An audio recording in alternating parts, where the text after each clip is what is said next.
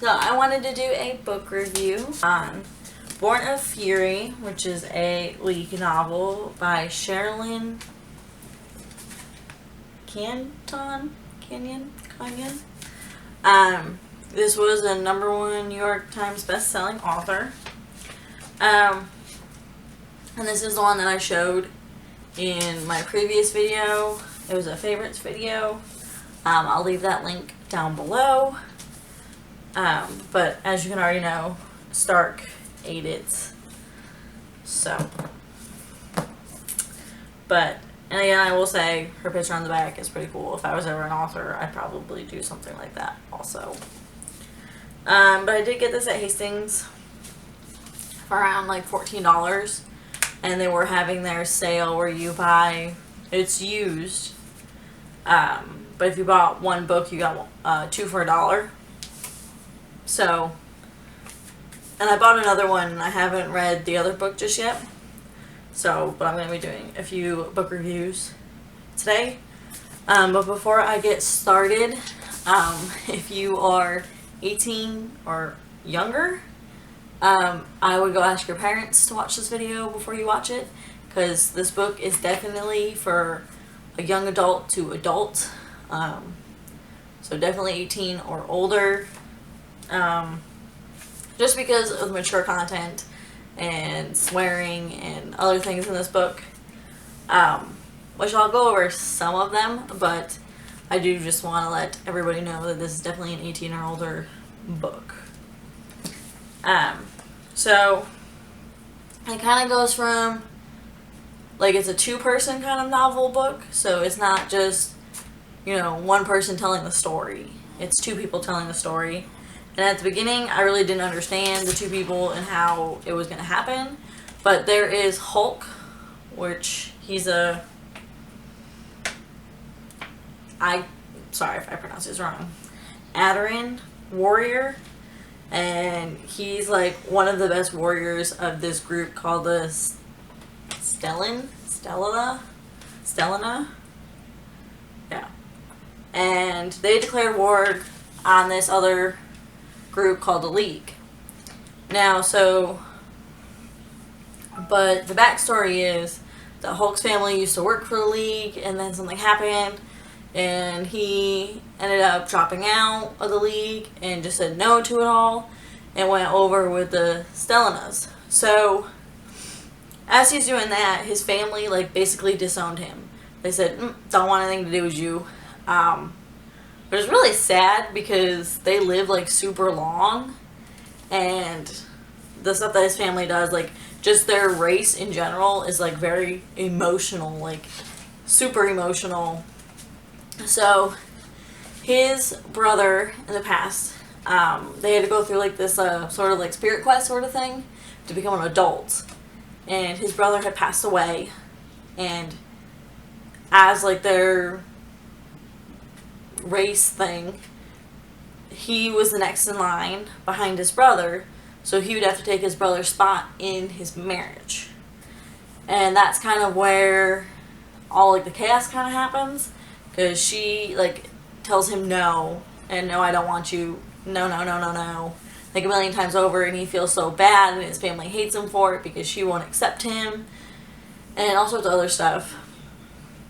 Well, this girl, Sumi, she works for the League, and she actually doesn't want to work for the League, but she's forced to because they hold her daughter, and it's really sad.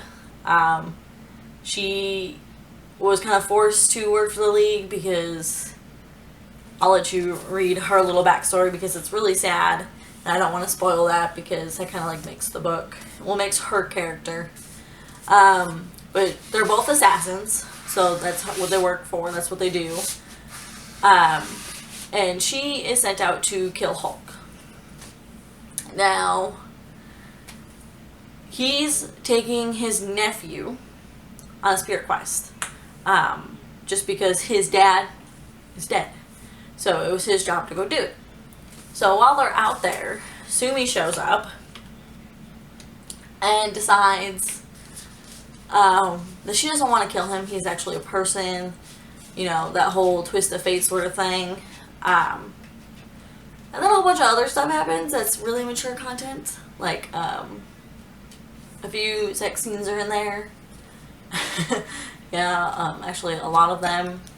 Like, and when I picked it up, I didn't know, like, off of reading the front part, you know, it just says about Hulk that he's an Adranian warrior.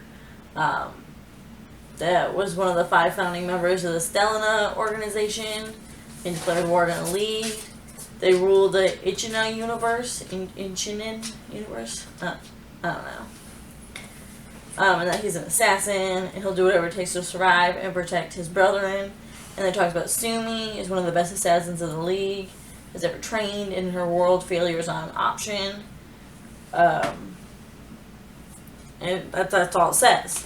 And in the back, obviously, just has her. So I was like, oh, okay, you know, this is going to be, you know, one of those sci-fi books or, you know, a dystopia sort of thing, because that's what it was kind of sounding like, you know, 2 places against each other. Yeah, no. Too mature content, like, for me to put the book down and be like, no, this is weird.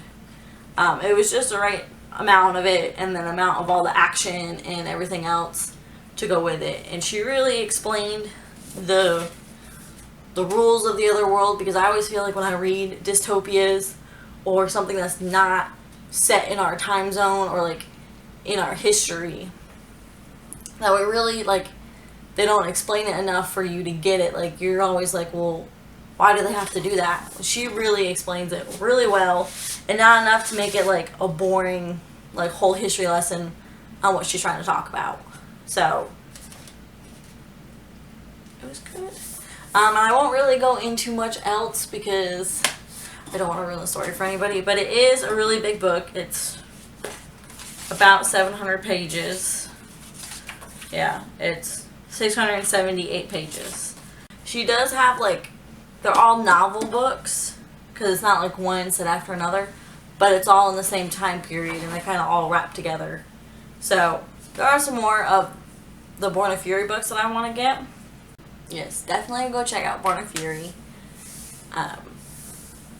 And tell me how you liked it, if you decided to read it, because I want to know. I want to know other books.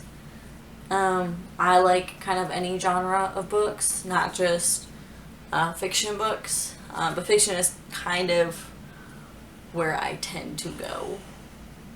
Just because reading is a pastime, and why would I want to read about somebody's, like, brother dying of cancer when, like, I see that every day, all day, have to learn about it. So I like to kind of, like, escape the world in reading. But yeah, go ahead and subscribe to my channel. I'll put a little annotation right here. Thank you for watching, and I hope y'all have a great day.